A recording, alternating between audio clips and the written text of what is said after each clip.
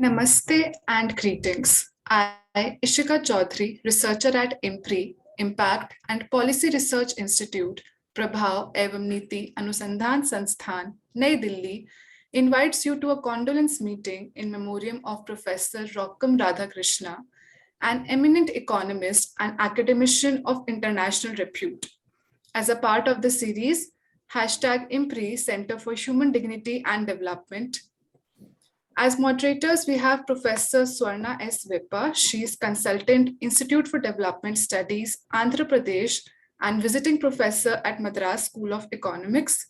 And Dr. G. Sridevi. She is Associate Professor at School of Economics in University of Hyderabad. As speakers, we have Professor S. Mahendra Dev, Director of Indira Gandhi Institute for Development Research, Professor K. Krishna, former director, Delhi School of Economics, Dr. D. Subbarao, former governor of Reserve Bank of India, Professor R.S. Deshpande, visiting professor at Institute for Social and Economic Change, Bengaluru, Professor S. Galab, Director, Institute for Development Studies, Andhra Pradesh, former director at Center for Economic and Social Studies, Hyderabad. Professor E. Revati, Director at Center for Economic and Social Studies, Hyderabad. Professor R.V. Ramanamurthy, Dean at School of Economics, University of Hyderabad. Professor C. Ravi, former professor at Center for Economic and Social Studies, Hyderabad. Consultant at Institute for Development Studies, Andhra Pradesh. Professor P. Purdhivakkar Reddy, former professor at Center for Economic and Social Studies, Hyderabad, and consultant at Institute for Development Studies, Andhra Pradesh. I welcome all the speakers. There are also family members of Professor Rokkam Radhakrishna, Rokkam Akhila, and Rokkam Vamshi. We welcome you. We all look forward to learning from the esteemed gathering. Now I hand over the proceedings to Sridevi ma'am. Thank you. A very good evening to all of you.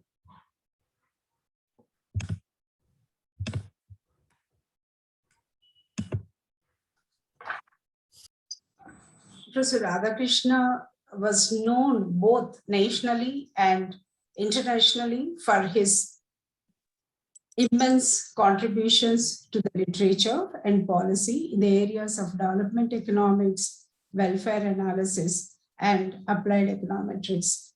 And Professor Radhakrishna is a great researcher and respected teacher, able academic administrator, and notable institution builder.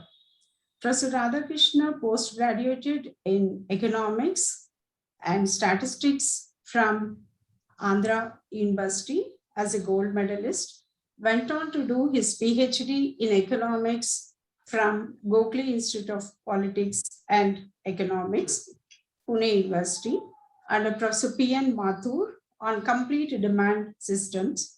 As a young scholar, when no computers existed, he had provided estimates of demand elasticities for various agricultural commodities for the Planning Commission.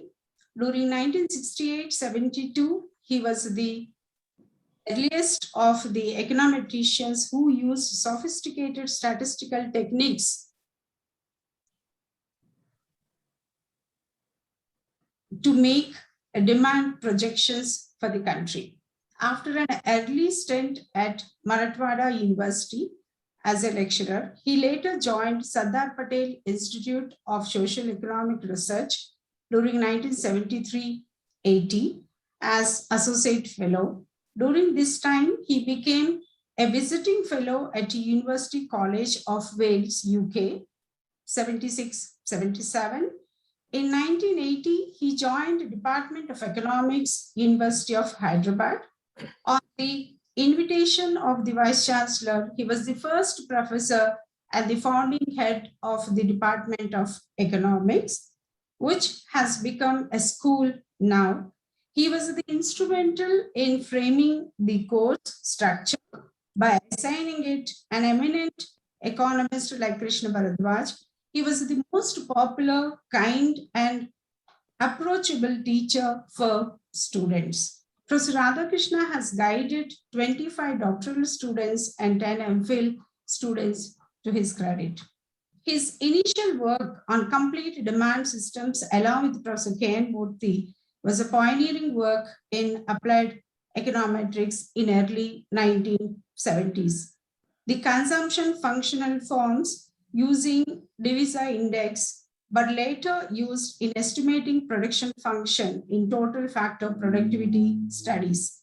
His critique of Sixth Plan in 1984 attracted a lot of attention, where he argued about the reducing effectiveness of planning in reducing poverty and inequality.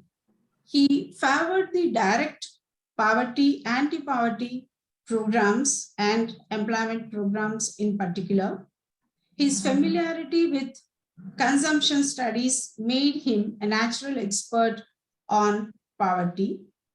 He was soon made a member of all the 3 consecutive expert committees on poverty headed by Y.K. Alag, Lakadwala, and Suresh Tendulkar. He was also an advisor in committee headed by Rangarajan subsequently. In the times of economic liberalization, he did not lose sight of the subsequently implications for the marginalized sections. He highlighted the need to focus on food security, nutritional security, health, and education status of the poor.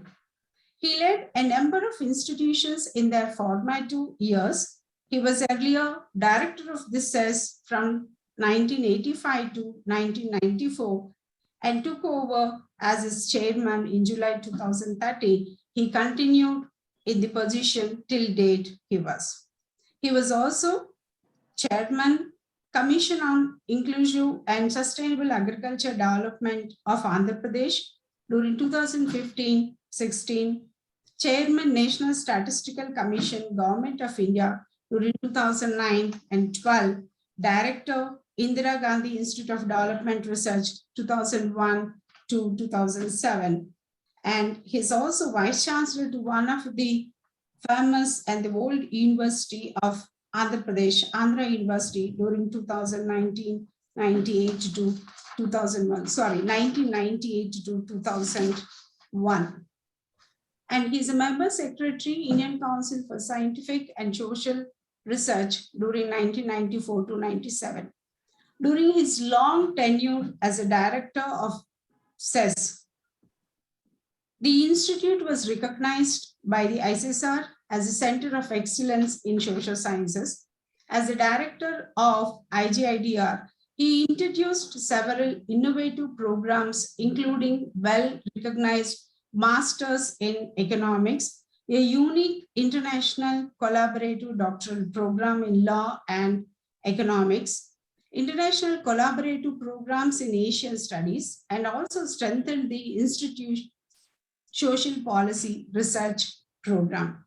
Professor Radhakrishna has been involved in advising and assisting several policy-making bodies.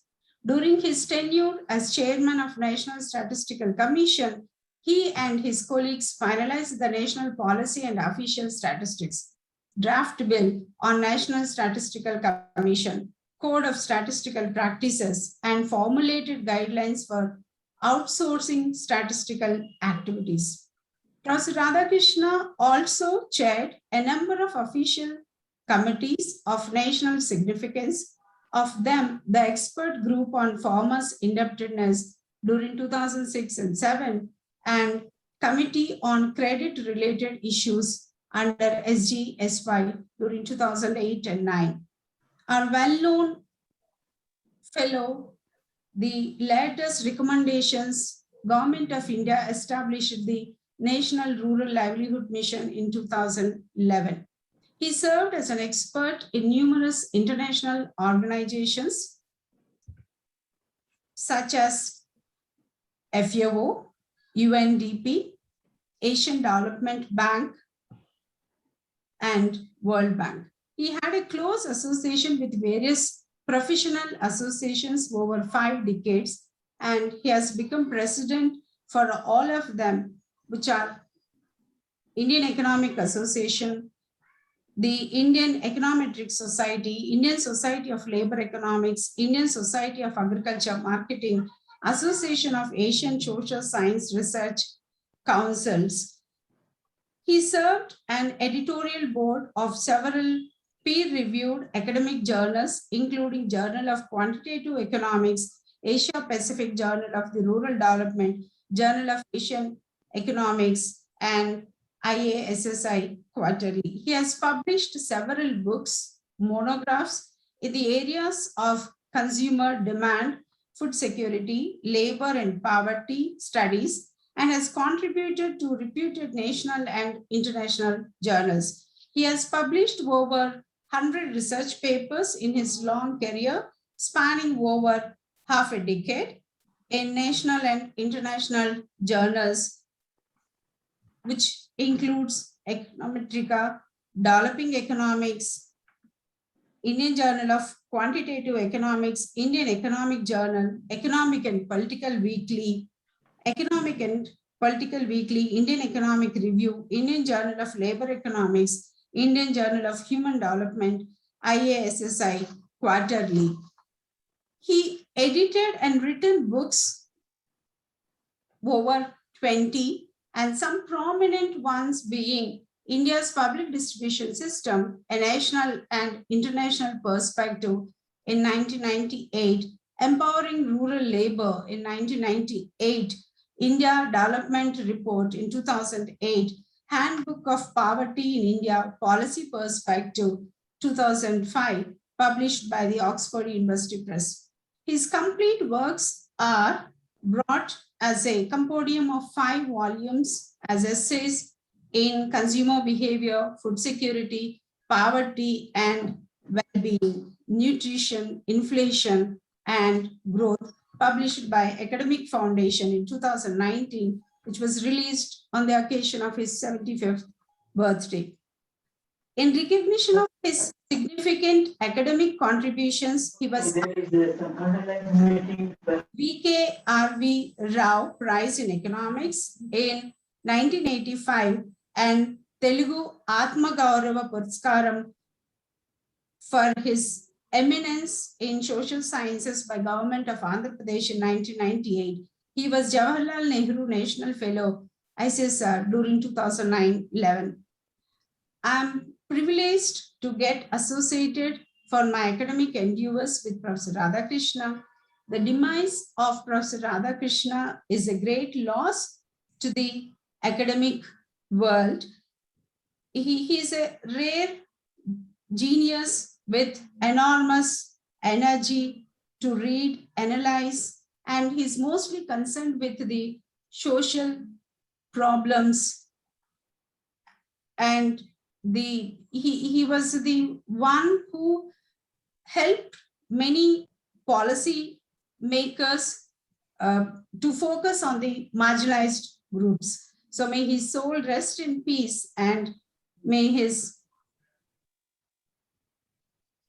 research continues through the next generation people also. Thank you.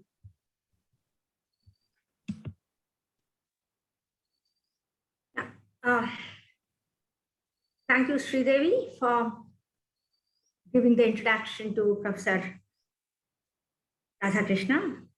I thank IMPRI for giving me an opportunity to talk about an eminent person like Professor Radhakrishnan. Most of you I know Professor Radhakrishnan much better than me, and all of you know about his academic contributions and his achievements. Radhakrishna has been the chairman of CESS as well as Institute of Developmental Studies, Andhra Pradesh. And I had the good fortune of working in these institutions for the past 6 years. I was actually shocked and overwhelmed with grief and had a feeling of loss when I heard about his unexpected sad demise on 28th of January. All of us at IDS I've been interacting with him regularly, and it came as a shock to all of us. Professor Radhakrishna was a widely recognized economist and highly respected head of the institution and an institutional builder. He was a great quantitative applied economist. Professor Radhakrishna believed in scientific and statistical rigor in research. And he believed that transparency in data collection is very important. He observed in his inaugural address to the 15th Commonwealth Statistical Conference held on February 2011, I quote, "The trust in official statistics depends upon the freedom enjoyed by the official agencies from the government, as much as the scientific principles and professional ethics adhered to by the official agencies in the collection, analysis, and dissemination of statistics. All these considerations make official statistics a public good," unquote. True to what he said, he wanted researchers and project staff to pay attention to the scientific rigor in sampling design and reliability of data collection.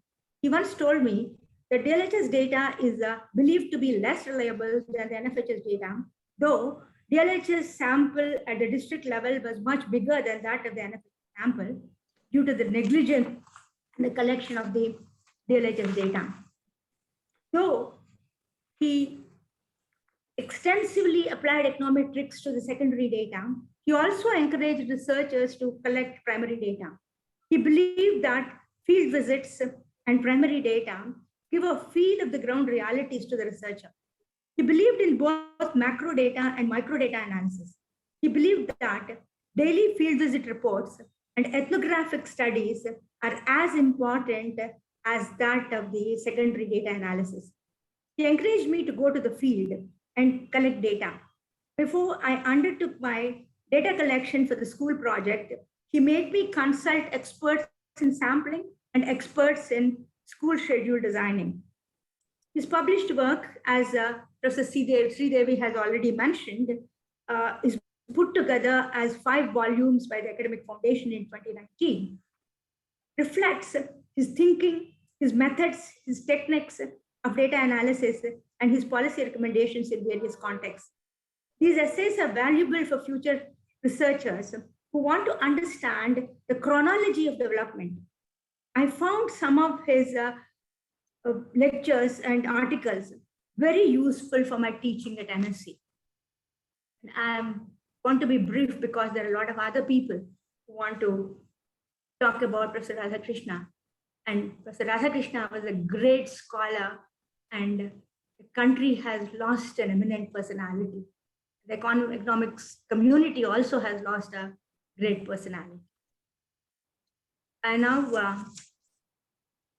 invite Professor S. Mahendra Dev to speak about Professor Radhakrishna. Professor Mahendra Dev. Yeah, thank you. Professor KV Krishna, Dr. Subbarao, and other distinguished speakers. Director of the Institute, IMPRI, Dr. Arjunkumar, Professor Radhakrishna's family members, 2 moderators, Professor Vepa, Dr. Sridevi, and friends. Thank you for inviting me for this meeting. So I had known Professor Radhakrishna since the late 1970s, when I started my research work at the Delhi School of Economics. I had correspondence with him at that time. Since then, I've been in touch with him and discussed on various research issues on social sciences. So when I was at CESS earlier and IGIDR now, I consulted him on several issues. In the last 20 years, his advice on administration also was very useful for me. One could learn from him how to convey difficult decisions without hurting someone. So we always remember him for his significant contributions to research, institutional building, and to the policy. So therefore, his contributions to the country can be divided into 3 parts. First, Professor Radhakrishna as a researcher and a teacher. He liked, as mentioned earlier, field work in villages and urban areas, apart from using secondary sources. As Professor YK Alag mentioned in one of the meetings, his field study on prohibition in Gujarat was one such example. He was comfortable with both econometrics and also discussing issues on political economy and sociological issues. So in his work, he also gave importance to institutions. For example, in agriculture, he advocated institutions for water management, marketing, etc. His earlier work, we all know, on consumer demand and demand systems was very useful for many researchers. In fact, I keep saying Nobel Prize economists like Angus Deaton and others appreciated his work. As I mentioned recently, he has done pioneering work in the areas of growth, poverty, malnutrition, inequality, food security, PDS, agriculture, etc. In fact, in my last conversation with him also was on increasing inequality. He was worried about the increasing inequality in India. In fact, he edited a special issue of the Indian Journal of Human Development on inequality. On poverty estimates, he made some innovations. For example, he got estimates at district level by matching state and central samples, because that time only at the state level we could compute. He also estimated multidimensional poverty.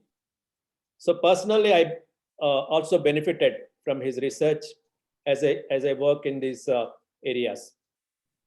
Second one is Professor Radhakrishnan's contributions to institutions. His contribution to Sardar Patel Institute, CESS, IGIDR, MIDS, Andhra University, ICSR, and recently, of course, IDS AP are well known. He was fond of talking on his experiences at Gokhale Institute of Politics and Economics at Pune, particularly on his supervisor, Dr. Mathur, and Professor DR Gadgil, and also his experiences at Sardar Patel Institute. I don't have to mention here his contribution to CESS as director in the initial years. About IGIDR, as mentioned earlier, he made some innovations like introducing 2 years master's degree, MSc in economics, and also law and economics was also introduced. So our 2-year master's degree is attracting students all over India.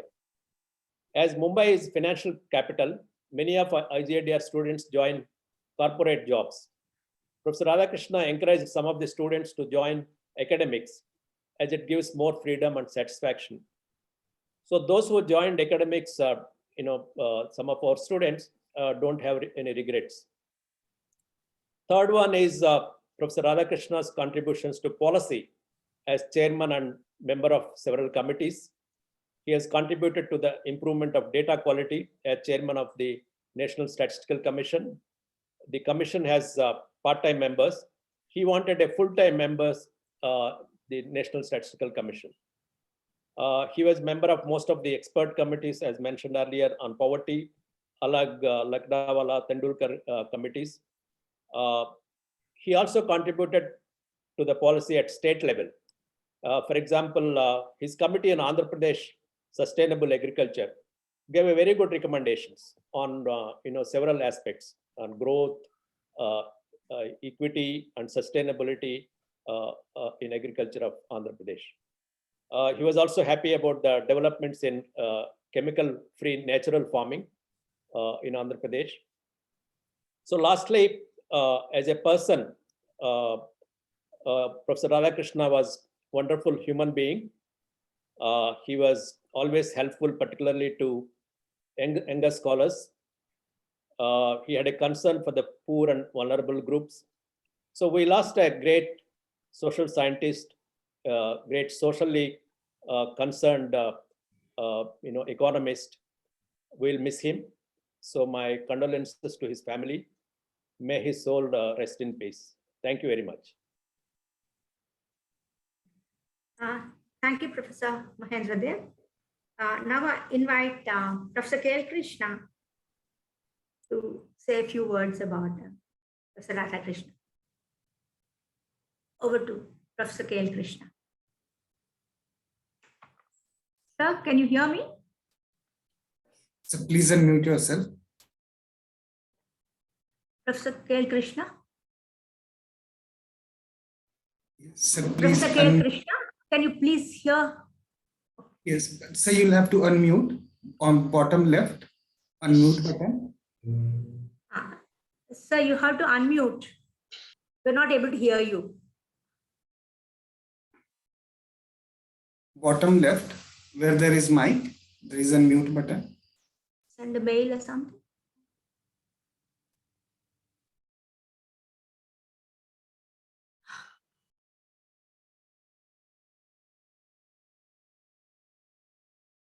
I think you should send a mail to him. Okay, I will do that. Can you move to next? Can I move to the next person?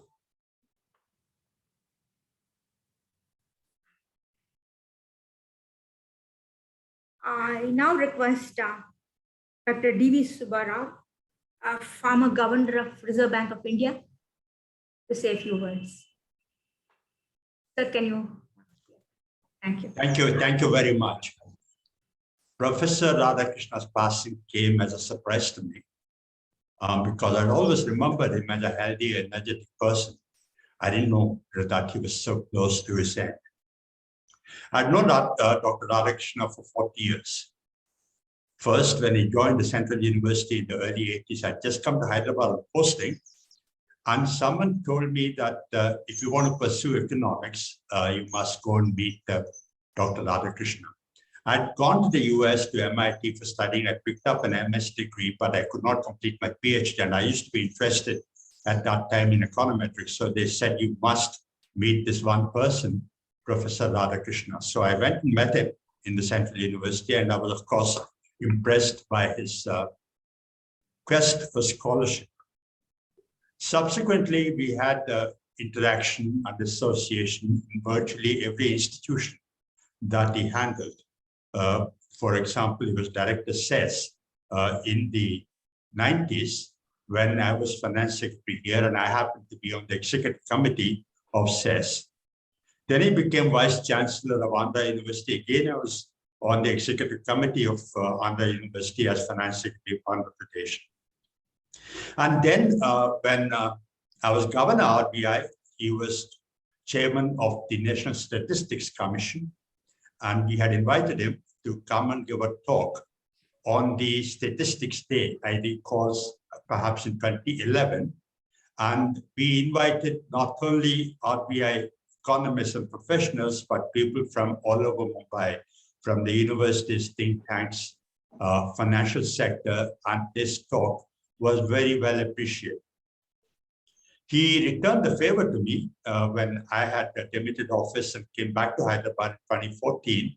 He invited me to come and give a talk at CESS on my experiences as the governor. In fact, that talk I gave at CESS was the foundation for the book that I wrote subsequently on my experiences as the governor.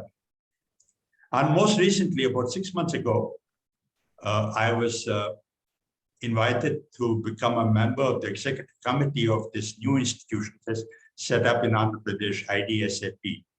I'd actually decided not to accept membership of any board or any committee. I did not want any affiliation. I just wanted to be independent. But I made an exception, or I was asked to make an exception for IDSAP. And the only reason I joined the executive committee of IDSAP was because Professor Radhakrishna was the chairman and was associated with that institution.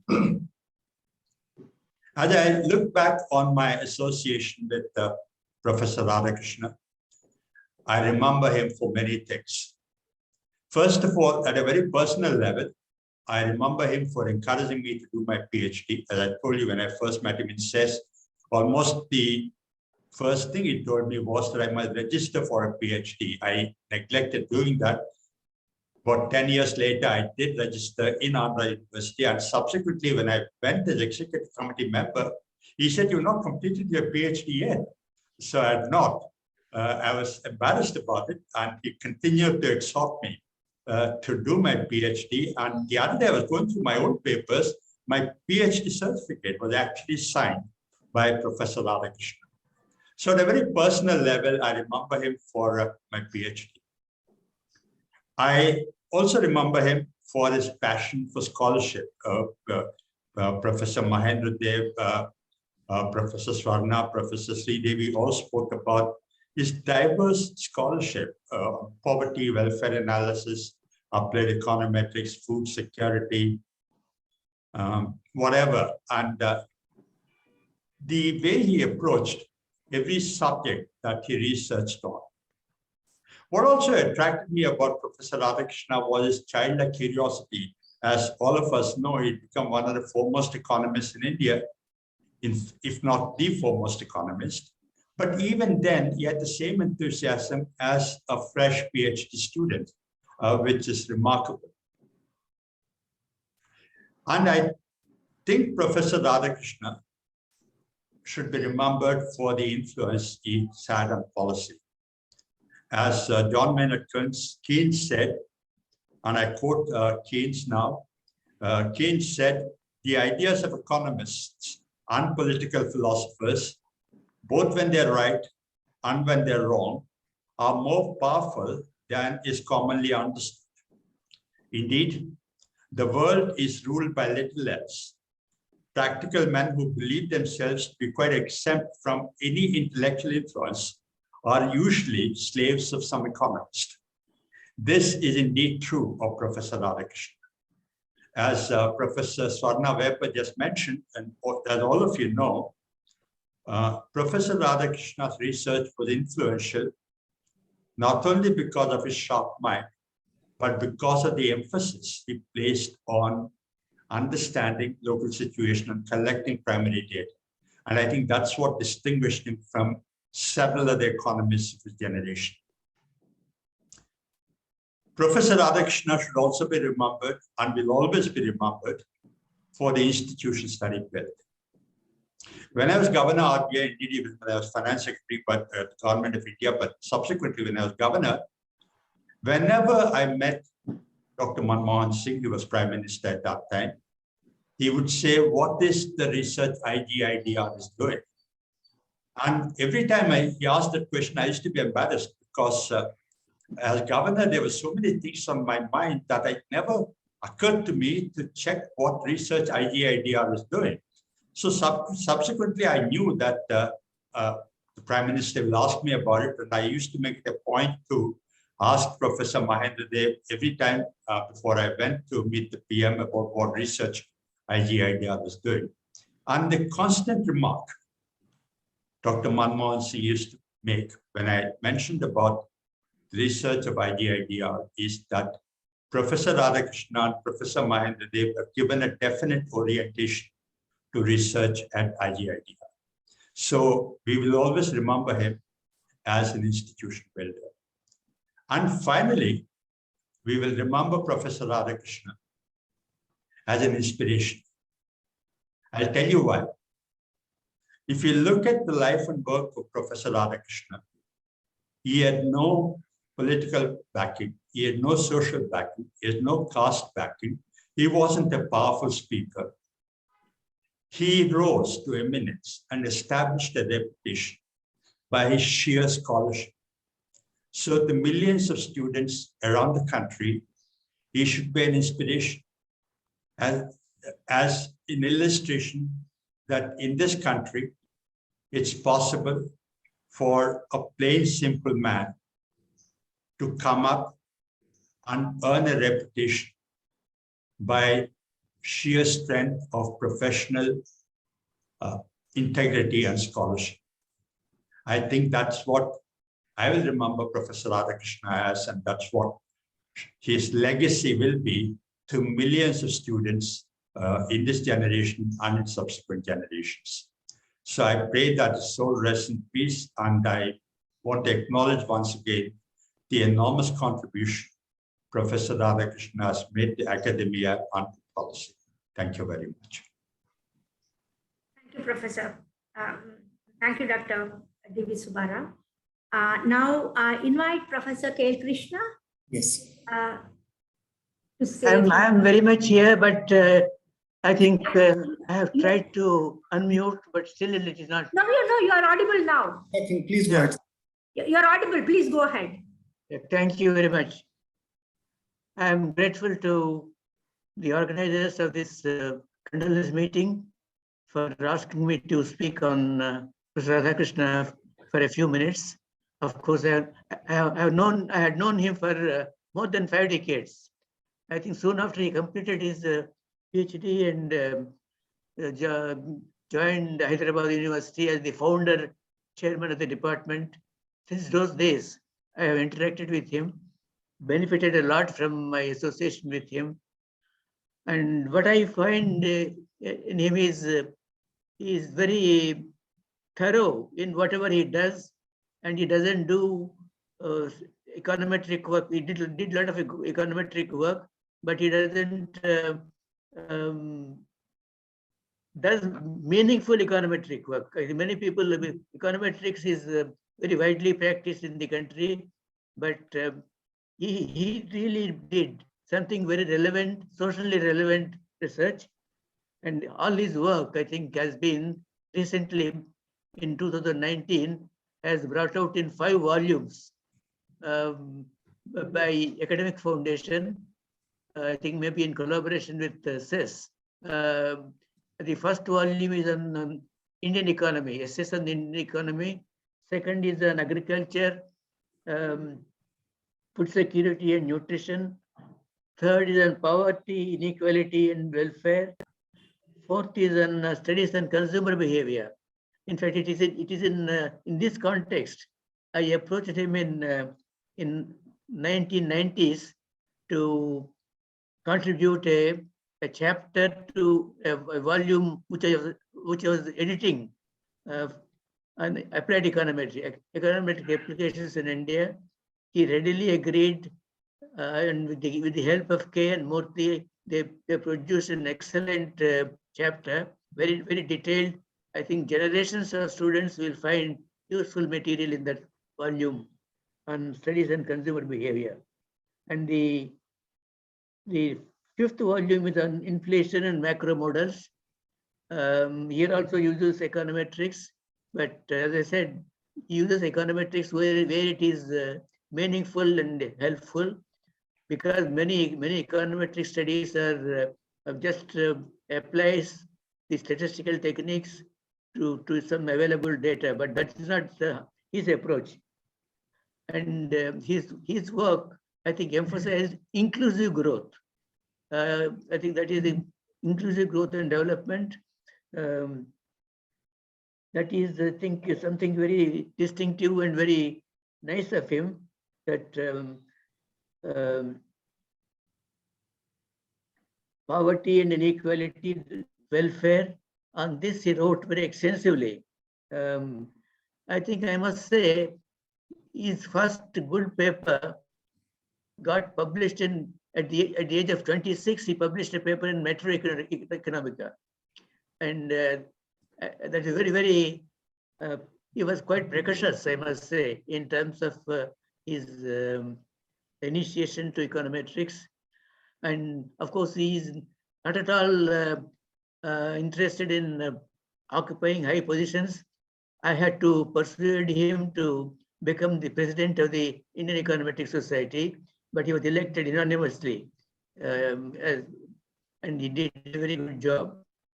Also, I must say, as chairman National Statistical Commission, he did very useful work in terms of data quality. Although he did not get much cooperation from the statistical agencies, I think he pursued that idea, because National Statistical Commission was not a statutory body. So therefore, government officials don't take it very seriously. But he insisted that I think even now it is not on sound footing, the National Statistical Commission. He was the second chairman of the National Statistical Commission after Suresh Tendulkar. And Suresh Tendulkar and Radhakrishna, along with Raghav, were members of the Committee on Poverty, Tendulkar Committee on Poverty. And of course, the findings of that committee I think, are still being implemented.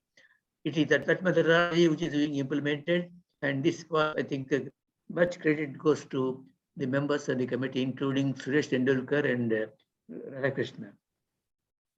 And I think his idea of Institute of Development Studies for Andhra Pradesh, I think, is very, very thoughtful, and he has got it registered, and he has taken the help of Professor Galab as chairman. I think that is also a very good thing.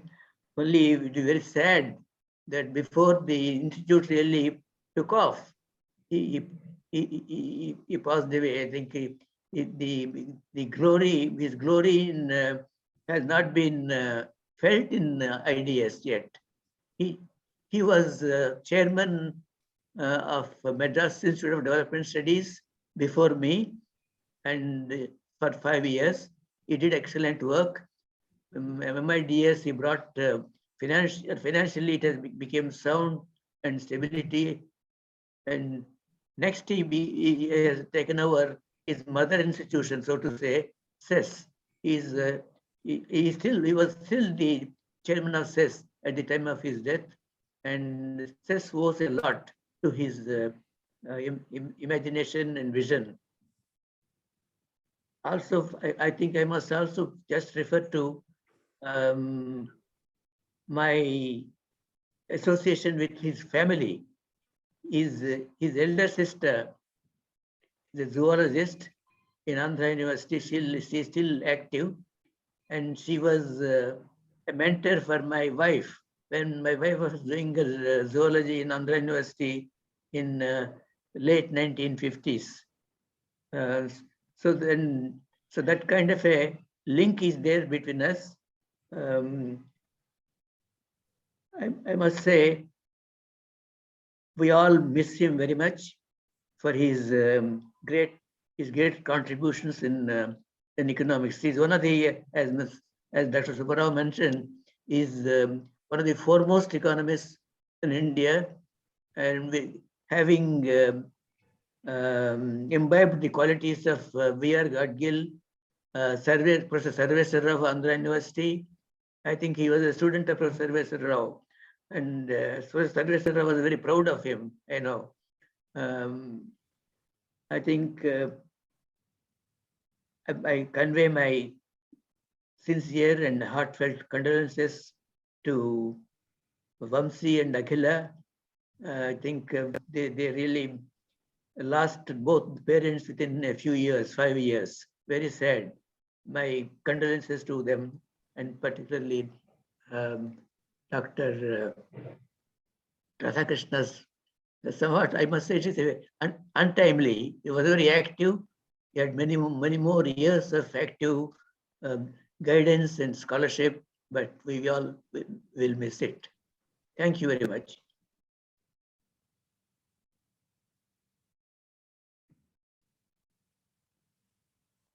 Thank you very much, K. Krishna. Now I request Professor R. Deshpande to say a few words. Professor Deshpande. Thank you. Thank you very much for inviting me among the stalwarts who have gathered here and who have known Professor Radhakrishna quite in depth. I have a very distinct relationship with Professor Radhakrishna. He was my sculptor, I should say, because the initial strokes on a sculpture are the important things to build a personality. Professor Radhakrishna joined Aurangabad University, and that was July, somewhere early 70s, when first time science students were allowed to do in economics, post-graduation in economics. Professor Radhakrishna was teaching mathematical economics and econometrics, and he used to take extra classes in order to teach those who have not had mathematics earlier. Those of us who had BSc mathematics and physics, we used to go a little ahead, but then he will pull us down. He will say that, understand, mathematics is not the end in all. the first stroke on the sculpture. If you give some formulae, if you give some calculations, that is not research. You have to touch the society. And that is from there it began. So he was my guru. He was my guru for post-graduation. There were, I don't think many of the people who have gone at all India level, but then I was thrown at all India level because I was thrown out of my house. And Professor Radhakrishna had a special liking for me because I was more or less on the roads. After my MA, I thought that I must do research with Professor Radhakrishna. I went to Sardar Patel Institute where he had left Aurangabad University and then he had joined Sardar Patel Institute. I went to Sardar Patel Institute, again I met a guru. He said that look here, and very rarely, there are very few people who call me by my first name. He said that we don't have fellowships, but you can stay in my house and you can take tuitions, you can register for your PhD. By the time the university allows Sardar Patel Institute to register PhD students, I was roofless and I was so shaky that I didn't have even more than 300 rupees with me for the entire future. I came back, I joined Aurangabad only. I got the fellowship, and then the thesis which I wanted to do, the initiation was that by Professor Radhakrishna, because Professor Narkandi was calculating something and there was only one facet machine on which Professor Radhakrishna taught me how to calculate a single variable equation, the linear expenditure system. Calculating on facet machine a linear expenditure system equation by equation was something, a very tedious job, and night up to 11:30, 12 o'clock, I used to work. And once in a while, he was staying in the staff quarters. Once in a while, he will come at 9:30, 10 o'clock, go home. And I didn't have home. Many times I used to sleep in the university. He had, from then onwards, this guru held my hand and continued with me. He was the referee of my thesis. He wrote a report and the report was excellent. The other referee who had come for the Viva was G. Parsarthi. And it was very interesting that Professor Parsarthi started asking Revati senior, Revati's guru. Professor Parsarthi started asking a few questions, and after that, when he came to know about my soiling of the hands with the data, he was very happy. Professor Radhakrishna's report was exemplary on my thesis, and he encouraged me. He used to tell about Professor Mathur, how Professor Mathur used to teach, how Professor Mathur used to guide, hold hands of the students. Professor Radhakrishnan was a great researcher. In fact, any time he had time, he had sent me his papers and I had to talk to him or write to him. Never I had any severe comments, but many times it was only saying that, sir, these equations or this thing can be in the annexure. He had great faith because he was a researcher of the ground. So when he was a member of the chairman of the statistical commission, he made me to work on one component on agriculture statistics. He appreciated it. It was about the land use data. He appreciated it, and possibly afterwards, maybe the government did not like it or whatever it is. It did not come in till the time we got the GPS system, GIS system and satellites. He was a motivator.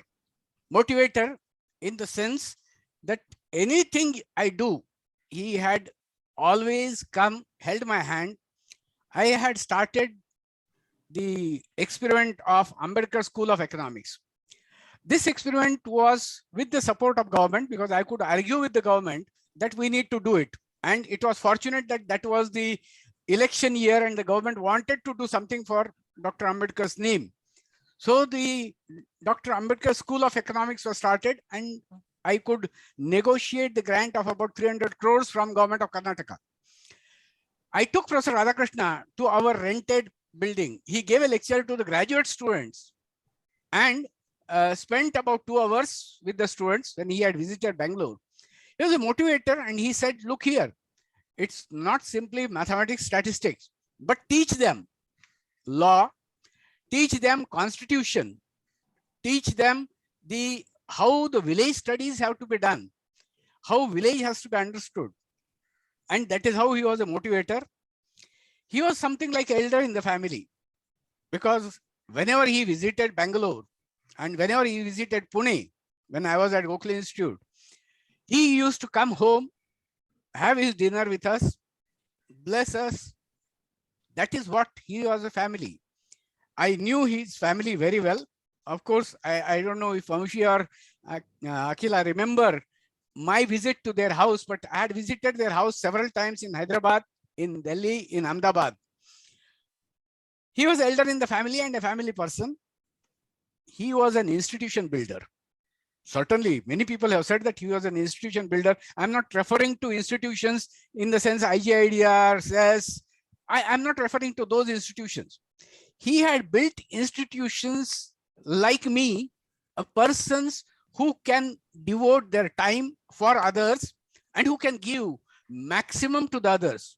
So when I evaluate any PhD thesis, and if the person has put only the statistical tables, the person will have it from me. And this happened many times. Like the printout of the computers were presented by a student of a very reputed university. And I had to say that please revise it fully. Bring down the problem that is internal. And that was what Professor Radhakrishnan taught us. A week before his death, I had called Professor Galab for some reason. And I had asked him some request, can you do this particular thing? I waited and then I called Professor Radhakrishnan. He had just come back from the hospital. He said, oh, the content page, I will send it to you. And within, I think, a day, by evening, I got the content page photocopies to my email. At that time, he told me that Ram, I'm having terribly bad health. Therefore, I'm not able to speak to you. It was just a week before his demise, and that was shocking.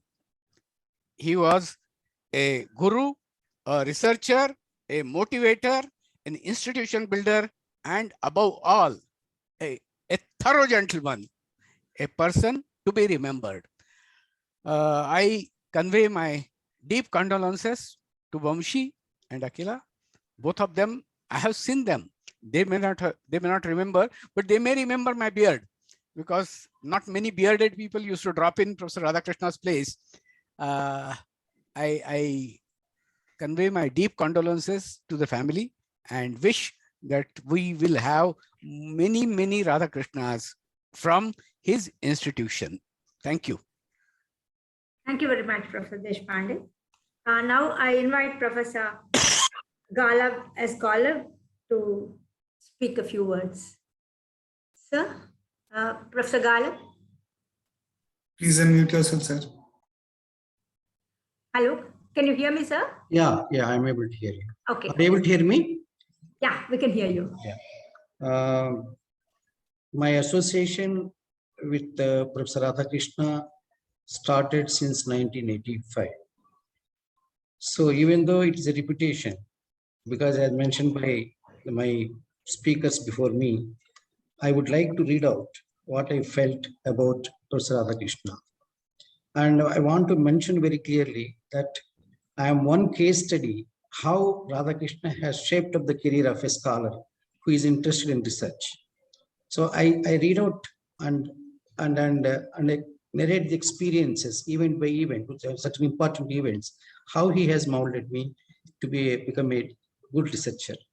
Professor Radhakrishna was an inspiring scholar, popular teacher, and able academic institutions builder and successful academic administrator. He made pioneering contribution to enrich understanding on poverty, nutrition, inequality, food security, economic growth, and rural development. His contributions in the field of applied econometric modeling was well received by the academic world and policy makers. He is the first development economist who estimated poverty at the district level in the country. He is the first in marrying NSS and NFHS data sources to explore multiple deprivations and chronic poverty analysis. He is equally strong in designing studies based on secondary data as well as survey-based primary data. The students trained by him are well placed in academics in India and abroad. He has a large number of associates who work with him. He was favorite of interdisciplinary and transdisciplinary research. He was also a promoter of action-oriented research because we were doing way back in 80s, we were doing a research project on Singur because Singur project is a drinking water project to bring the drinking water to Twin Cities. A dam has been constructed in Singur of Medak district. At that time, we have undertaken the resettlement rehabilitation evaluation. In that, we were asked to implement the programs for economic rehabilitation of the project displaced persons. So we have taken the permission from Prof Radhakrishna. He was director at the time and able to implement the program just like in NGOs and government department. It is a very, very remarkable kind of experience for us, which has given us knowledge to how to negotiate with the people, how to talk with the people, how to plan for the people's livelihoods. It's a great experience for us. That kind of opportunity has been provided by Prof Radhakrishna to me. Researchers used to derive a lot of insights from his presentation in the seminars, conferences, and workshops. He used to conduct research relating to the contemporary debates at national and international level. He used to encourage young scholars and his research associates to work on contemporary issues of the society. He has encouraged networking mode of research. Hence, he had large number of students and scholars around him. He used to enjoy in sharing his ideas, views, and insights with all the scholars around. He makes zeros as heroes. This is the unique academic art of Prof Radhakrishna Garu. He served as a director for 3 terms CESS. He nurtured the institution for almost a decade. He also joined before the director. He has associated with CESS. He laid academic foundation during his tenure. He has resigned from the University of Hyderabad and joined CESS, sacrificing all the benefits that might have occurred in the central university system. He identified scholars and brought them on deputation to strengthen the faculty of CESS. He introduced an innovative research program to provide opportunity to those who wanted to pursue MPhil and PhD, but could not do it due to lack of opportunities, suitable opportunities for them. The research program offered by CESS under the leadership of Prof Radhakrishnan opened the windows of opportunity to fulfill their aspirations of pursuing MPhil and PhD. Of course, as Professor Mahendra Dev mentioned, he has also made innovations in IGIDR. And there was his contribution. We learned, our team has learned, because I all the time work with the team as an individual scholar. Our team has got benefit when we were struggling with the issue of how to capture the externalities in the double difference method. He has given us his formulas to do it, and we successfully, that was accepted by the sponsors, World Bank. So it is a great opportunity for us to work with him, to learn many things. And I have also got the opportunities of going around the countries abroad and exposed to many institutions where I have gained many kinds of insights and learned the art of doing research from these exposures. Radhakrishna is my fatherly figure, and he shaped up my academic career and also non-academic career. He has taken me a lot. He has taken me, and he also supported when I was in troubles in my personal life. He supported me a lot. So I owe great. I am highly thankful to you for giving me this opportunity to convey my condolences to the family members and to Professor Radhakrishna. Thank you very much for giving this opportunity. Thank you very much, Professor Galab. And now I invite Professor E. Revati to say a few words. Thank you, Professor Swarna. I thank the organizers from IMPRI for giving me this opportunity to share memories of Professor Radhakrishna with a group of scholars, eminent group of scholars over here and family members of Sir. We all know that Professor Radhakrishna was an intellectual par excellence, and he was versatile in economic theory and also a great econometrician.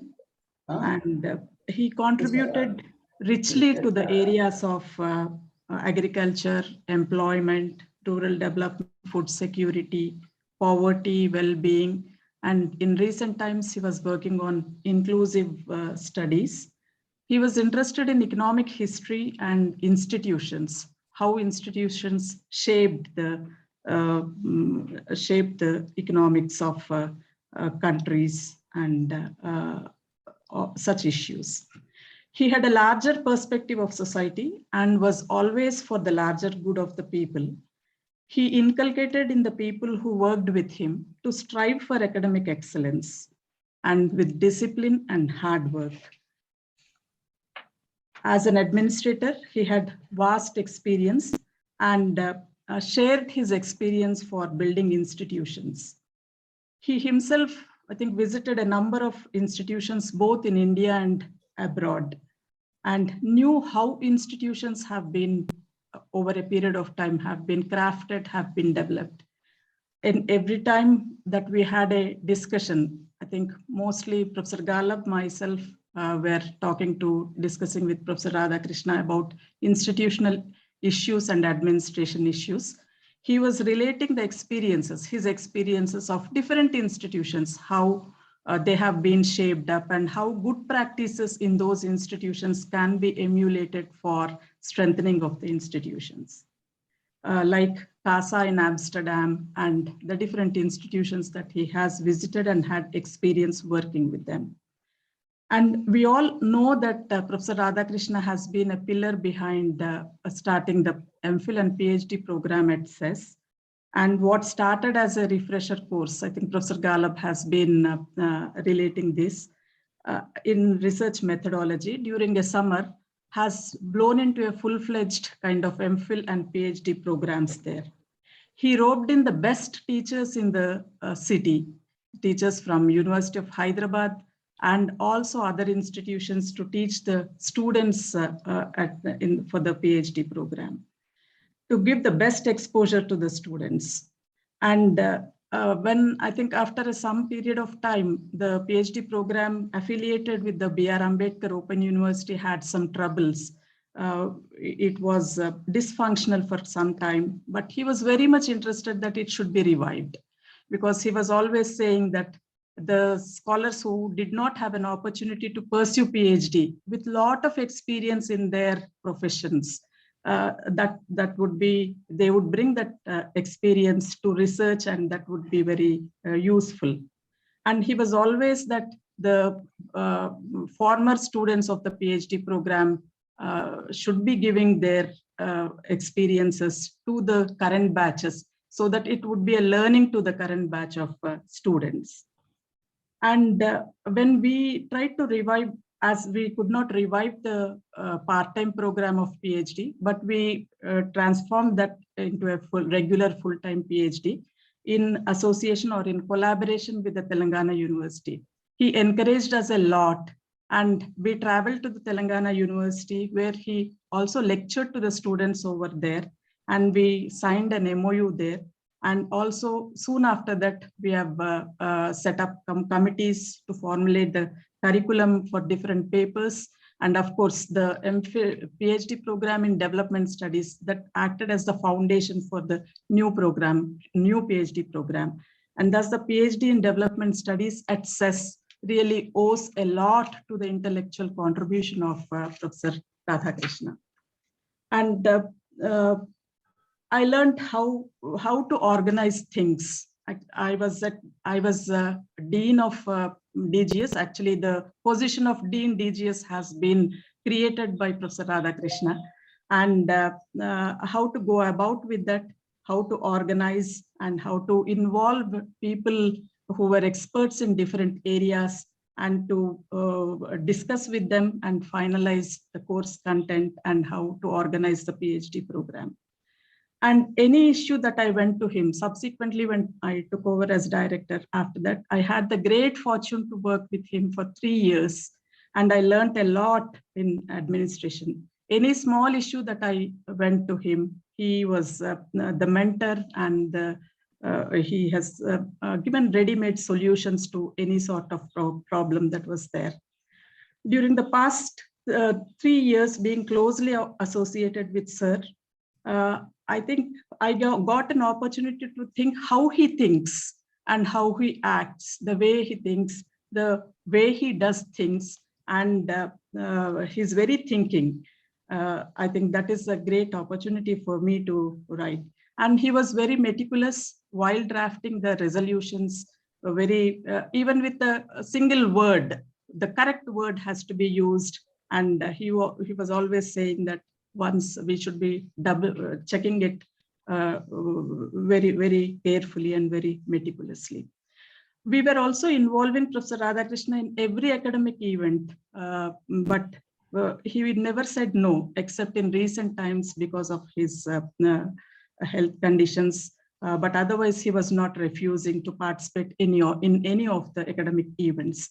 In one of our projects on fundamental principles and rights at work in cotton communities, he was in the advisory group meeting, and in November when we had the final presentation, the advice he gave was that our findings should benefit to the vulnerable groups. So that was his commitment. I think whatever work that we do and the findings should be for the larger good of the people.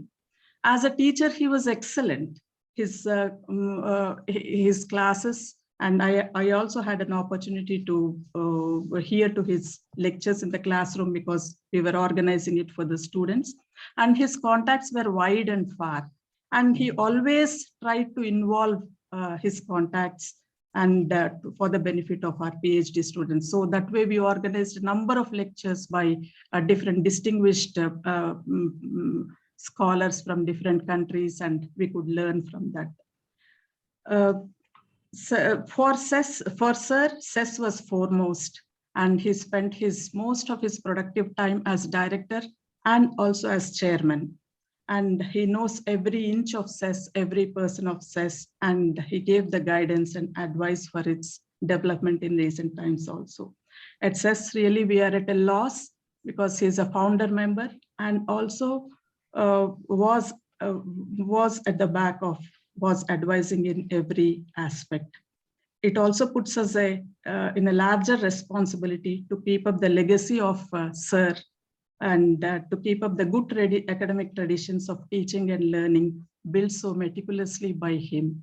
I thank you for the opportunity given. Thank you very much, Professor Revati. Now I invite Professor R.V. Ramanamurthy. Is he there? Yeah. Please. Good evening, all. It's my privilege to, it's a sad privilege, I don't want to say it's a privilege to speak on the obituary of Professor Radhakrishna, which I hate to. I still can't digest the sad fact that he's no more. But we have to reconcile, perhaps, to the eventualities of human life and do our duty.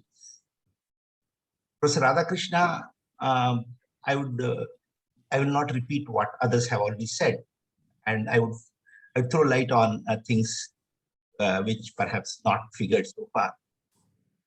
He was one of the builders of economics department in University of Hyderabad when he was at Sardar Patel. The then vice chancellor invited him to come and build the economics program, graduation program in his.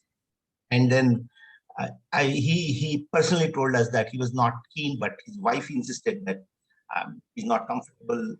She'll come back to a Telugu land, and then Hyderabad would be better. So she pestered him until she accepted. But he came and joined Hyderabad University. And there was no MA program by the time. There was only one MPhil PhD program, and it was still a formative stage. So he had to create the program, and then he invited. This is where he showed his craftsmanship of a philosopher, how to have a program which is a well-rounded program. He was, I mean, it's very surprising that he had the intricate knowledge. I mean, he had the acceptance of the need for all branches, both orthodox and heterodox traditions, empirical as well as theoretical. So theory, tools, and applications. He has laid down this methodology for us to follow, for successive generations to have this focus.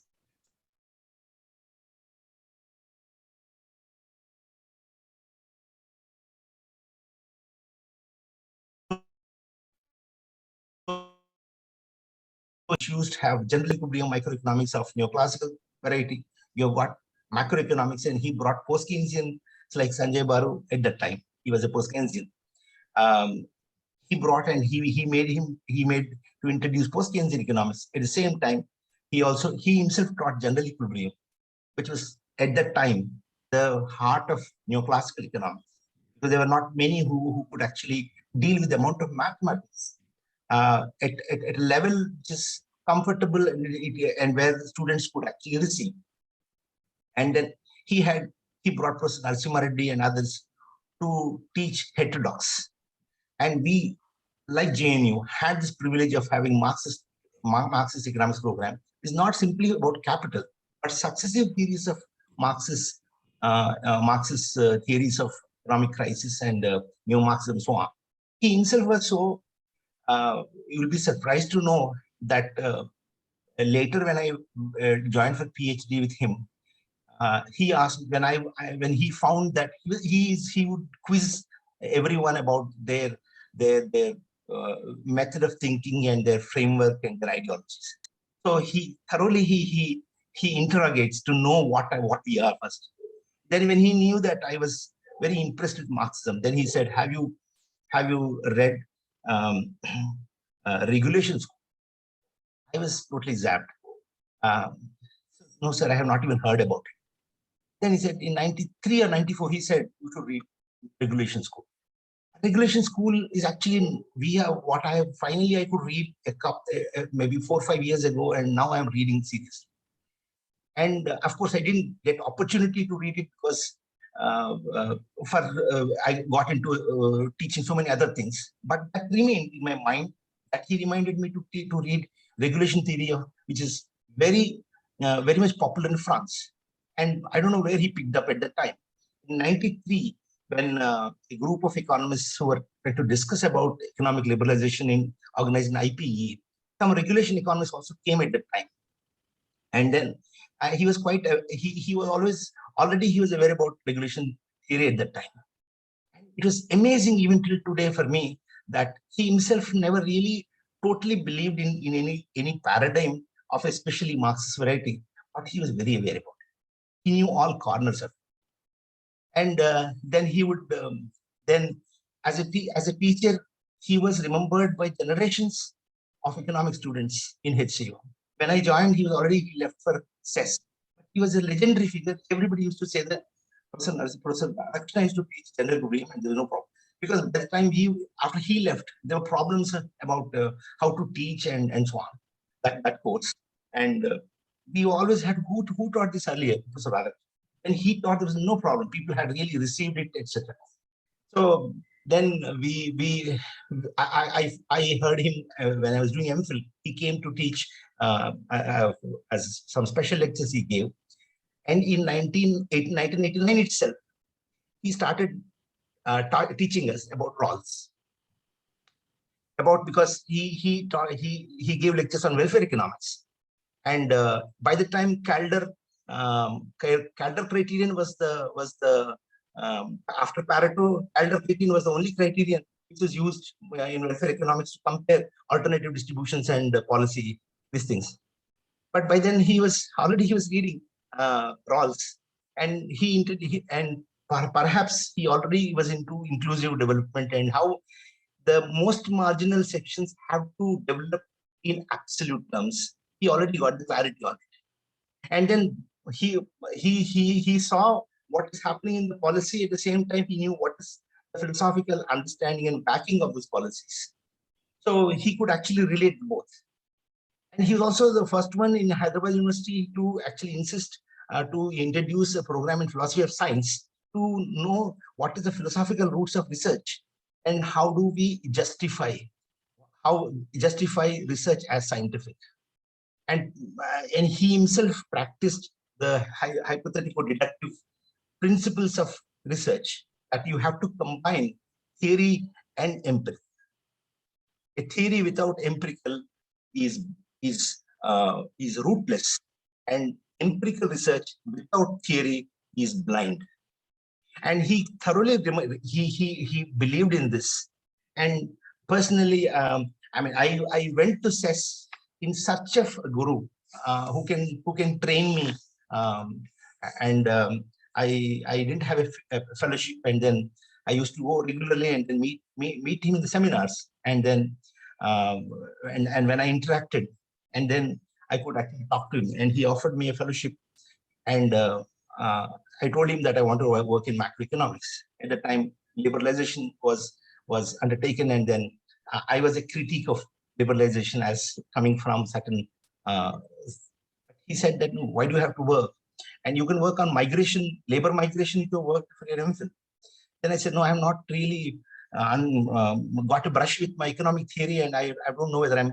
Then I don't think labor migration is a very important issue. I told him. He said, no, every issue is equally important. You should know how to handle it. There is no hierarchy in knowledge. He said this. And like that, I mean, today I'll tell my students that there is no hierarchy in the university. In the university, science sections continue to have dominance. They think that they're the ones who are contributing and the rest are not really.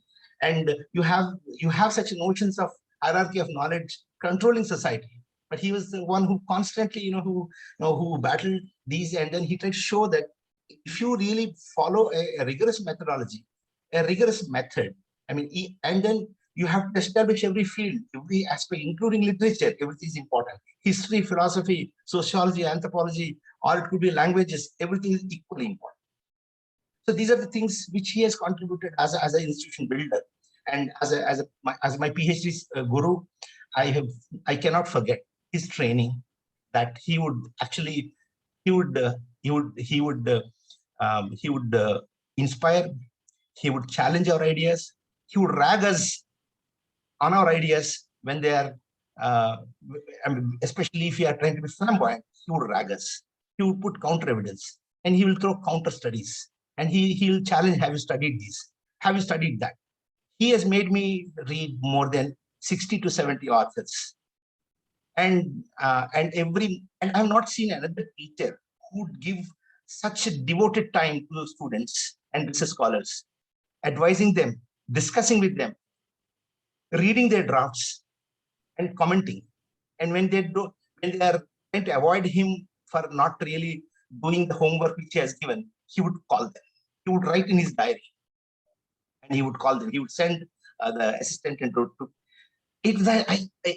For me, these are immeasurable. I cannot forget these methods of training. I don't know where he got. I don't know whether he got it from his Guru P. and Mathur, but he taught me this. And he would continuously make a challenge. I mean, he depends. He would treat according to personality. If somebody is very weak, he would not challenge them. He would inspire them. But somebody is trying to be very cocky, maybe a person like me, then he would challenge me like anything. He would rag me like anything. It was his method, and he'll take a lot of pride. He'll make it funny. He's a very witty man, extremely witty man, and he would crack jokes on you, especially when if he thinks you are very cocky, etc. And but eventually he's so affectionate.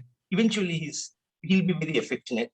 He will make sure that he made sure my work was complete, and then I think his blessings made me to stand up as a teacher, And he recognized that he told others, he won't tell anything directly. He told others that he'll fit as a teacher, and that gave me tremendous confidence.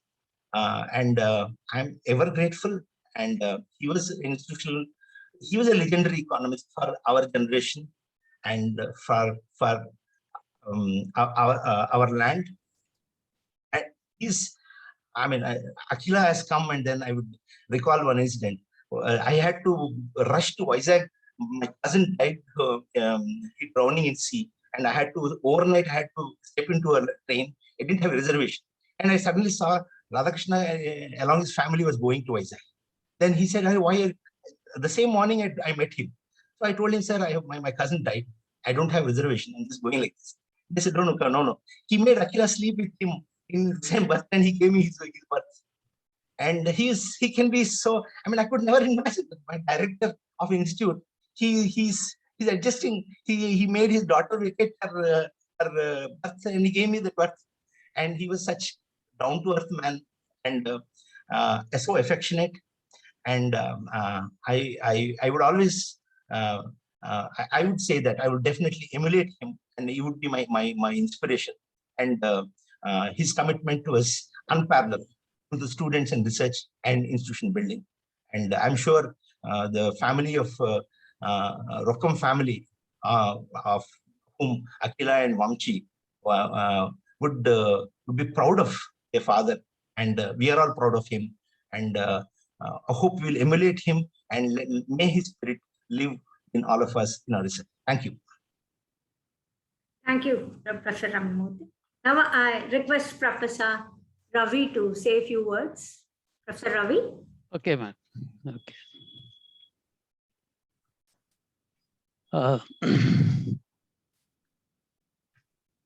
Thank you, IMPRI, for giving me this opportunity.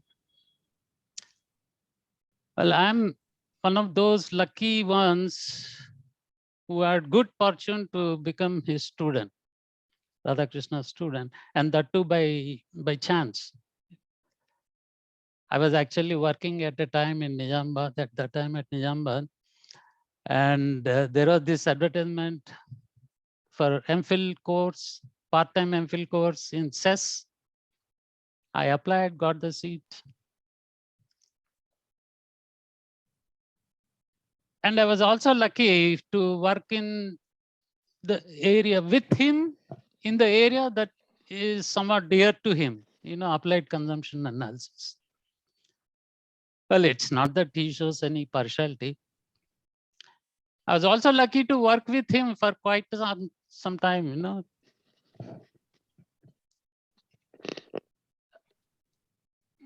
With all my experience, I see, there's no ending talking about him. You can go on.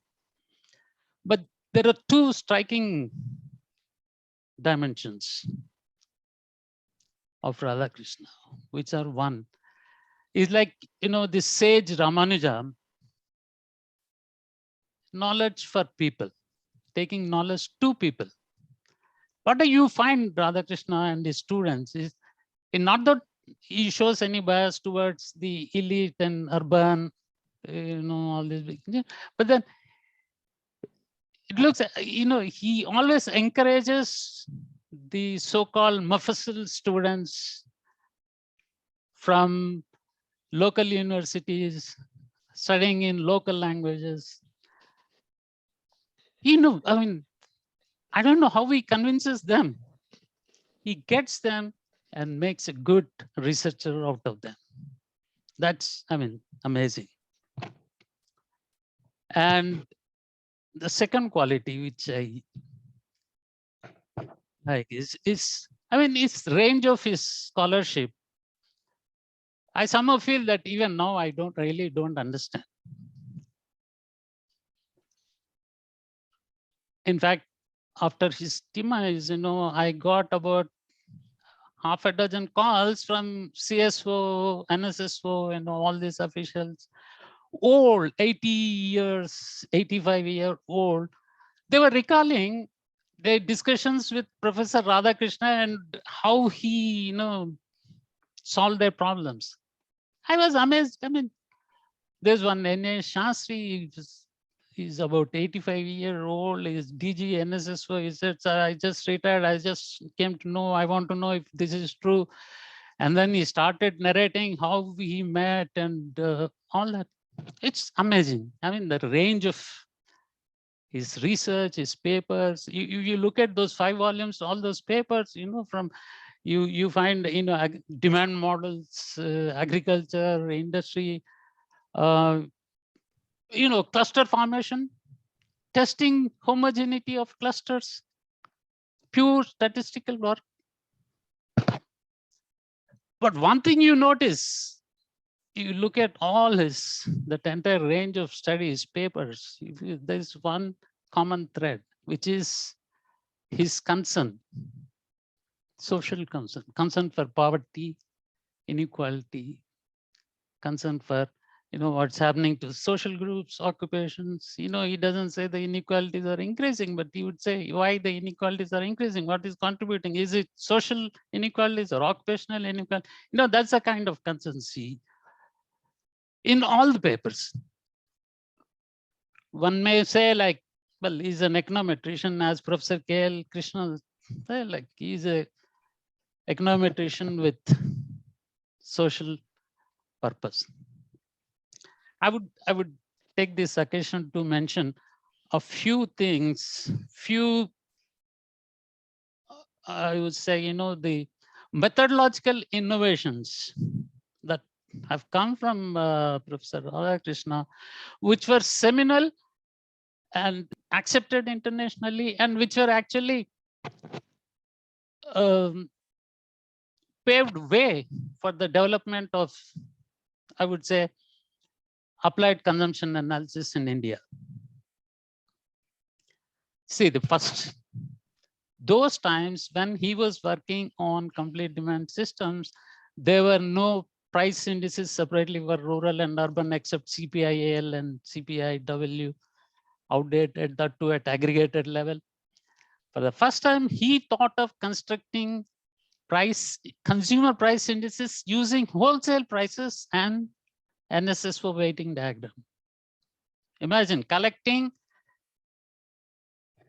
wholesale price relatives. They used to publish these price relatives, item-wise, rice, wheat, like about 300 different items they used to write on. No computers. They used to write K. Murthy, GVS Shah, GVS and Murthy, Shaw, all his chelas. In fact, when he came to Radhakrishna, he showed me that bundle, cyclostyle sheets with items here, months here. They write all that, note down everything, and then average them for each respective NSSO period, use those price indices. That is, amazing feat. And another issue that was blocking the empirical or applied consumption analysis in India was like they were not able to estimate these demand models because they were using mean level data. In fact, attempts were failed when people went to even Oxford. They could not taking this data. They could not get results. Sitting at Sardar Patel Institute, he could do it because he started using cross-section time series data, which shows greater variability. Number 3. At that time, Professor Deshpande also mentioned this LES, linear expenditure system, is criticized because it is linear. It gives linear angel curves and not suitable, etc. Then he devised a method which is like piecewise linear expenditure. You specify a separate model for different income groups. For very poor, moderately poor, all that. It's like approximating a curve with 4 straight lines. And it worked very well. In fact, later we have shown that even if you have a nonlinear demand model, this LES captures the curvature better than any other nonlinear models. Now, once this methodology is widely accepted, almost everyone in India who is working in complete demand system uses the same methodology. Now, once you have this, the nutrition demand, deriving the demand for nutrition, applying it for, once his concern is always like looking at the distribution, what is happening at different parts of the income distribution. So,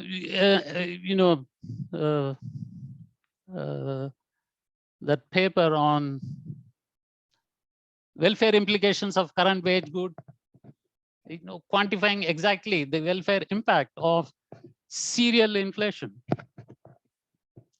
in the absence of any changes in real income. Now, another innovative method, which I still feel amazing. I mean, all his techniques are very simple. You really don't have to only thing is you have to think like Radhakrishna, simple, without any complication. Another aspect is this estimating chronic poverty. For estimating chronic poverty, one needs panel data. Now, in the absence of the panel data for India, Professor Radhakrishna suggested a method where they matched the NFHS and NSS data to give estimates. The idea is very simple. NFHS gives you data on chronic energy deficiency, a stunting among the children, which are supposed to be, chronic deprivations. Okay. Now, all that you need to do is to identify households which suffer this chronic deprivation and also poor. Then you can assume that they must be chronic poor. So this matching of NSS and NFHS is Professor Radhakrishna way of, and in fact, there were attempts later estimated, and the estimates were very close.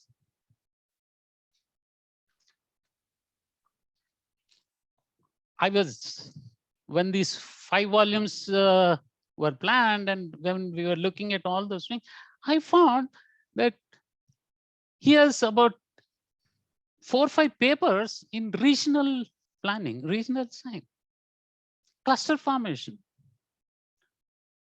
how to form homogeneous clusters given the data, and how do you test, a statistical test. He proposed a new statistical test, F-test.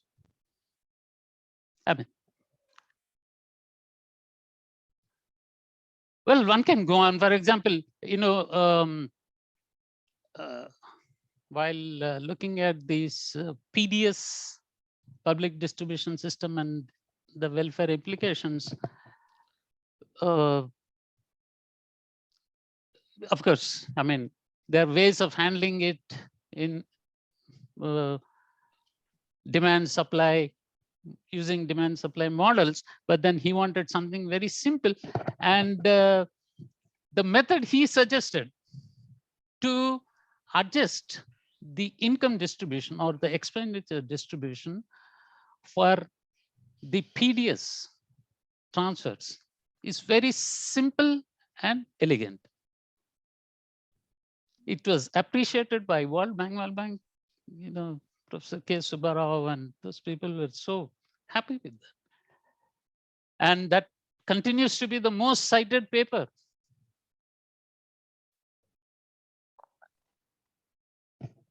Well, I will cite only 2 more examples. Like, one is his expertise in official statistics. Okay. Now, when he was chairman, National Statistical Commission, or there was, in general, the central statistical agencies have a very poor opinion on the state agencies.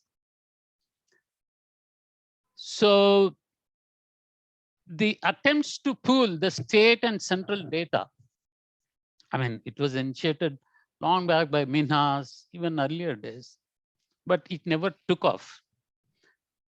Professor Radhakrishna, after he became the chairman of National Statistical Commission, he took it up seriously.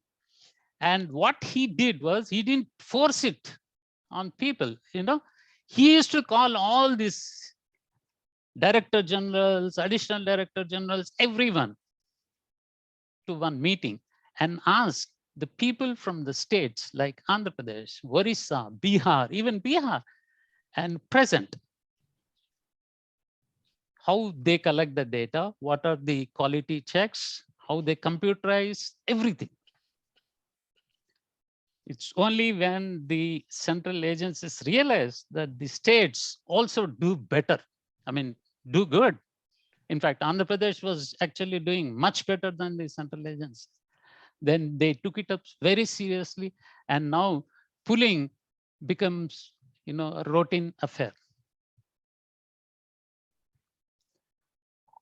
And I should also mention about NSSO 65th round, where they wanted to change this entire schedule design, making it incomparable to the earlier rounds. Professor Radhakrishna was the chairman of the working group. He insisted that a sudden change is not good. Then we should have two separate samples, independent samples, so that one is backward looking, comparable to the earlier rounds, and another is forward looking, which will be carried further. It's like changing the base of price index. He could convince, argued and convinced all the members of the group, and that was implemented. And that is actually saved. I mean, if one wants to use a time series data, so you will have a comparability for the entire period. So, I mean, this is sampling where we were doing a project on national farming in ideas, and is solutions to all our sample survey problems. They were, quite innovative. So this can go on. So for me, like all of you, his passing is a great personal loss. In fact, I don't want to invoke God, but then we should muster the courage and strength to do without him, because that's the reality. Thank you so much for offering. Thank you very much, Professor Ravi. I mean, thank you for all the insights of the techniques that have been used by Professor Radhakrishna. Now I invite Professor Prudvikar Reddy to speak a few words. Yeah, yeah, madam. Good evening. Let me first express my sincere thanks to the director, IMPRI New Delhi, for giving me this opportunity. Of course, this is a sad occasion, but okay, whatever it is, we are not destined God. And this is the fourth one. Yesterday also I attended one in the Indian Society of Agricultural Marketing. And I was shocked when I came to know the news on 28th January in the early hours when Professor Ramu Naidu informed me about the death, and I was a little shocked and down, and I cross-checked with him, have you seen the body or have you cross-checked, because I know he was traveling to the outside Visakhapatnam on a field tour, and he said, no, sir. His sister, doctor sister told me, and I saw, and then I also saw the message in the Andhra University WhatsApp group. So because why I was, disbelief, because on 27th itself, he called me on certain issues and asked me to be a stubborn one and hear 1 year and leave it to another year. don't carry on all these things, and you be firm on your whatever decisions. That was the message he gave me on 27th morning. Hence, I cross-checked with Professor Ramanayadu whether is it true message or something. Have you heard or have you seen something? That was my thing. And we know that Professor Radhakrishna was not keeping well because we saw him several times, and also we met him several times in IDSAP, and also every day we used to exchange the good morning messages early hours through WhatsApp. And most of the time he is the first one, and I used to respond a little late because I don't want to disturb him in the early hours. But when I saw the message, he already sent a message of good morning and any other, some messages from Abdul Kalam, and also from some other messages, inspiring messages. So that was a shocking really. And we thought that he will at least give a message and guidance to us for another 1 more year. But God's destiny is different. And I believe the words that the quote, the most mediocre teacher tells, the good teacher explains, the superior teacher demonstrates, the great teacher inspires. So Professor Radhakrishna, definitely the inspiring teacher, a visionary and economist, and will always as an inspiration for not only its students, but also to the entire academia. I personally enjoyed the privilege of his human touch in his research, guidance, and leadership. But of course, every student felt like that. That is his greatness. And when this is an occasion to simply recall one incident when he asked me to come back to his house and to sign my research completion thesis certificate. When I thought, oh, after 6 years, I am completing my PhD. With so happiness, I went there and he signed everything and coolly told, Rani, Reddy will be here for lunch. Then I thought he may be giving something homework for another 6 months or 1 year. I was a little, because that was the student days. We want to finish the degree early and get the degree. That was the idea. Then slowly he has started. If you do this analysis, the value of your thesis will be much more. Like that, 2 more analysis he suggested. Even without this, you can submit. If at all you want to have a value addition to your thesis, you can do this. It took me another 1.5 months to complete my thesis. Of course, I completed, and he also knows that I will do that because he is to judge the student right from the beginning.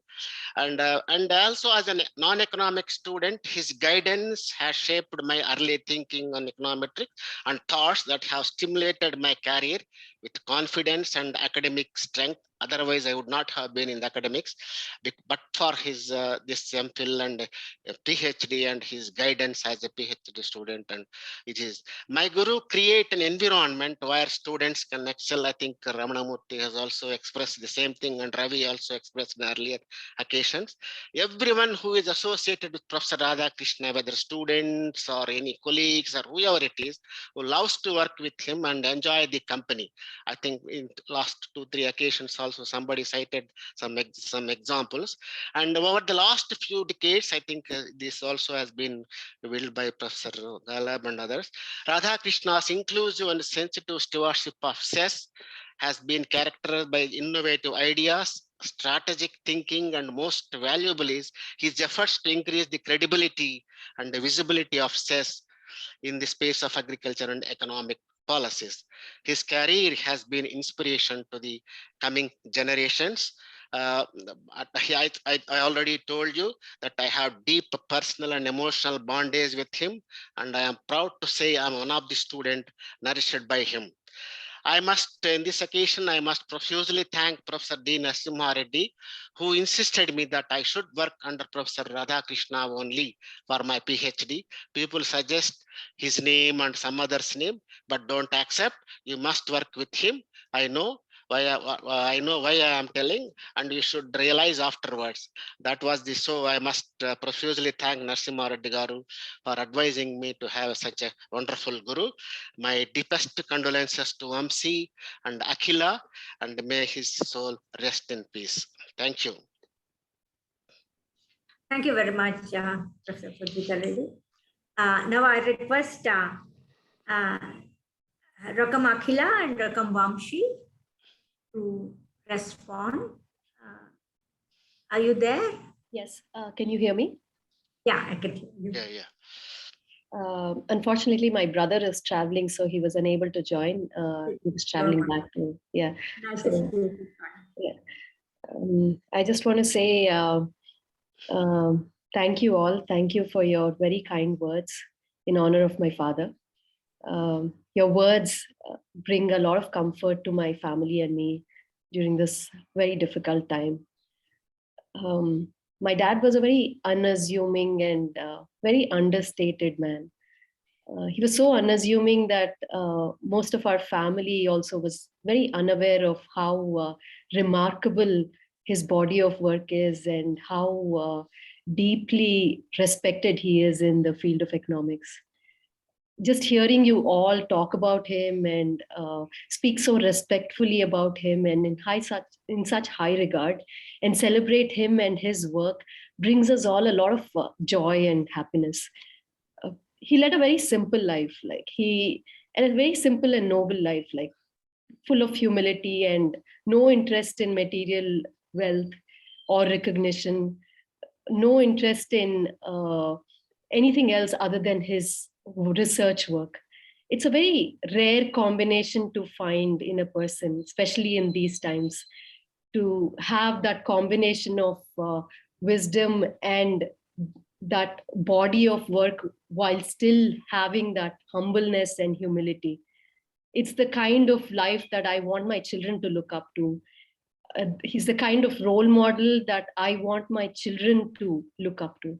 And I want them to inherit from him, not just his wisdom, like everybody hopes that, the family inherits his wisdom, but I hope for my children to inherit his kindness, his generosity, and his humility, which was so personal. Like he was this person that was just so humble. I also think he was a very lucky man to find what he loved doing and to do it so passionately. And he was blessed to be able to do it until the very end. I will miss him immensely, but I take comfort in the fact that he was so deeply loved and so widely respected. And just the fact that he led this incredible life. I also take comfort in the fact that his legacy will live on. And it's not just through us, his family, but his legacy will live on through his work and through the many institutions that he has built and nurtured. Especially it will live on through CESS and through IDS. And a true tribute to him is the great work that will come out of these institutes. I just want to say thank you for organizing this meet. I really wish that his great soul will rest in peace and he reunites with his beloved Rani, my mother. Thank you. Thank you very much, Akhila. I think Dr. Arjunkumar can take over, or IMPRI can take over. Ma'am, if you'd like to add a few words. Yeah. Okay. I thank all the participants and particularly the speakers who have talked about Professor Radhakrishna. And to begin with, I think I have to thank IMPRI for bringing all of us together, and also a large number of other participants to sort of make them remember Professor Radhakrishna and make a number of academicians to follow his legacy.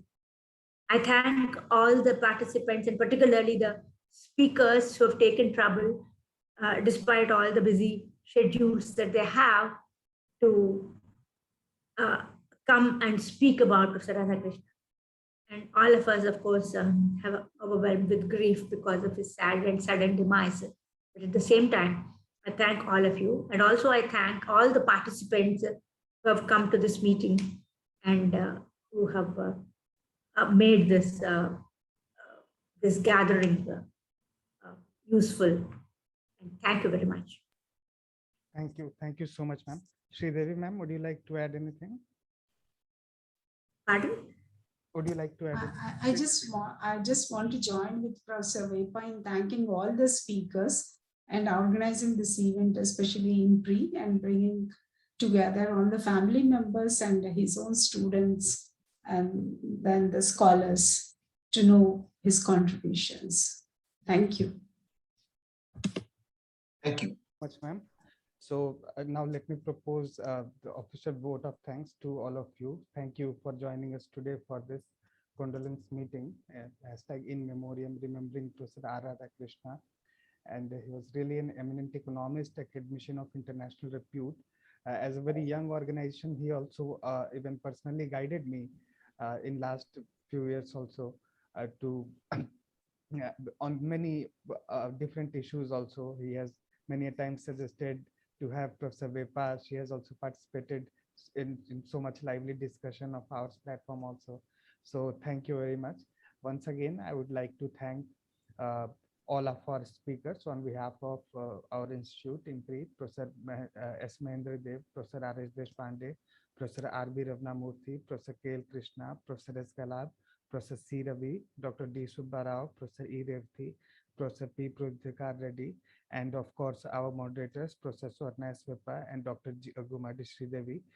Thank you so much for joining us today. Our deepest condolences to Rokkam Akhila and Rokkam Vamshi. And with that, we hope that may his soul rest in peace. Thank you everyone for joining us today. Have a good evening. Thank you. Thank you.